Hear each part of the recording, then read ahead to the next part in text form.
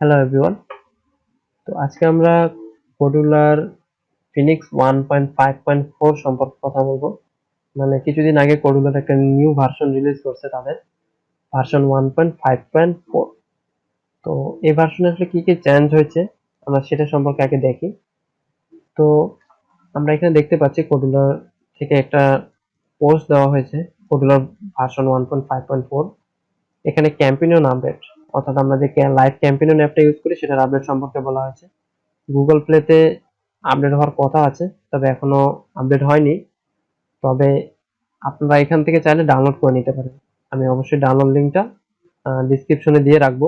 আপনারা চাইলে ওখান থেকে সিম্পলি অ্যাপটা ডাউনলোড করে নিতে পারেন। এখান থেকে ভার্সন 1.5.4 এখান থেকে সিম্পলি এপিকেটা ডাউনলোড করে ইনস্টল করতে পারেন।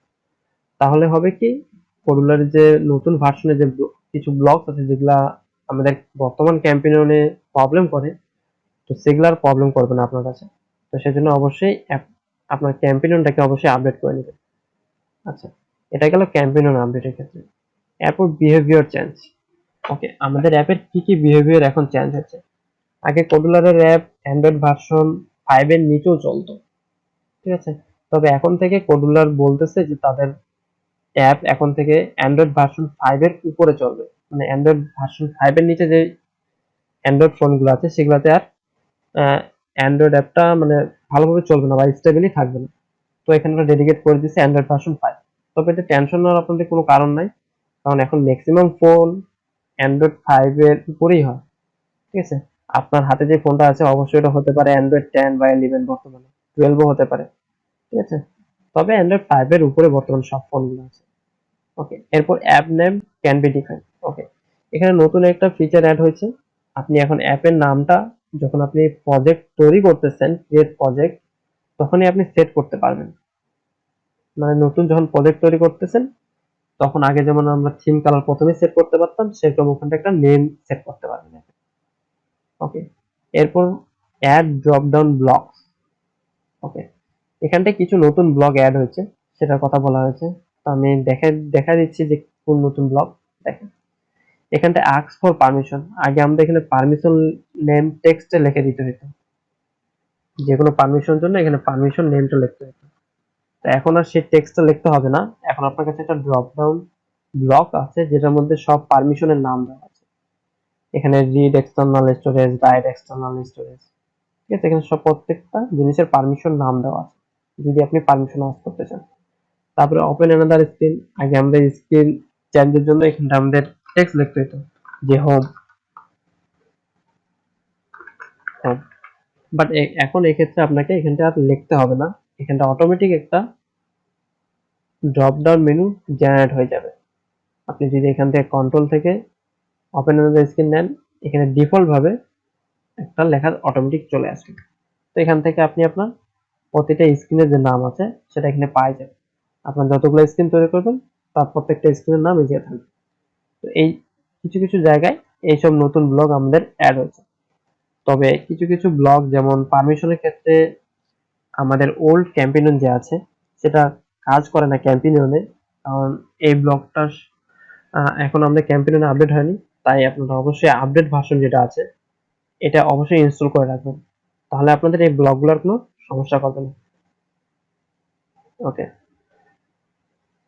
এরপরে আসে কম্পোনেন্ট চেঞ্জ। কি কম্পোনেন্ট চেঞ্জ হয়েছে? ওকে, এখানে বলছে add more banner not available to new project anymore. Okay, নতুন প্রজেক্টসে add more banner, add more industrial আর অ্যাড মোর রিওয়ার্ডেড ভিডিও, এই কম্পোনেন্টগুলা আর থাকবে না।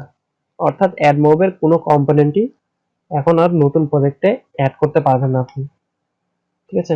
এখন আপনারা বলতে পারেন তাহলে এখন আমরা অ্যাড মোব অ্যাড কিভাবে ইউজ করব। ওকে, কোডুলারের এই জন্য আমরা ডিজাইনার সেকশনে যদি আসি, এখানে মনিটাইজেশনে আসার পর অ্যাডভার্টাইজিং এ যদি যাই, এখানে কোডুলার কিছু নতুন কম্পোনেন্ট অ্যাড করছে, banner ad, industrial ad, reward ad. মূলত এগুলা দিয়ে আমরা এখন অ্যাড মোব অ্যাড শো করব। কারণ বর্তমানে এখানতে আমরা কোডুলারের সাথে গুগলের একটি লিংক আছে। এখন আমরা আমাদের অ্যাডমোব অ্যাকাউন্টটাকে কোডুলার সাথে লিংক করব, তারপরেই কোডুলার আমাদের অ্যাডমোব অ্যাকাউন্ট অ্যাডস শো করাবে। ঠিক আছে, মূলত এখন আমাদের অ্যাডমোব অ্যাড গুলো হচ্ছে banner ad, industrial ad, reward ad, এই তিনটার মাধ্যমে অ্যাডমোব অ্যাড শো হবে। তো অ্যাডমোব অ্যাপের আর কোনো আলাদা কোনো কম্পোনেন্ট থাকবে না এরপর থেকে। ওকে, নিউ ব্লক। এখানে ক্রোম কাস্টম ট্যাবের একটা প্রপার্টিজ বাড়ছে, পেপার নেটিভ। এটা তেমন আপাতত কোনো কাজে লাগতেছে না, মানে প্রজেক্টে ইউজ করা হয়নি, তাই এটা অ্যাভয়েড করতেছি। প্রপার প্লেস সেরকম ভাবে ইউজ করি না, তো সেটাও তেমন একটা ফ্যাক্ট না। এখন বাগ ফিক্স, অ্যাড ক্লোনি, অ্যাডভার্টাইজিং এর যেটা প্রবলেম ছিল সেটা সলভ হয়েছে।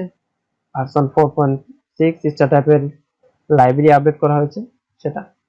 আর এখান থেকে স্পিচ রিকগনাইজেশনের একটা প্রবলেম ছিল অ্যান্ড্রয়েড 11 সেটা সলভ করা হয়েছে। আর মাল্টিডেক্স বিল্ড সার্ভার, এখানে একটা সার্ভার আপডেট হয়েছে। আমরা যদি এখানে চেক করি, ওকে, এটা গিটহাব পেজে নিয়ে যাচ্ছে। তো এটা একটা সার্ভার আপডেটের মধ্যে একটা পড়ে।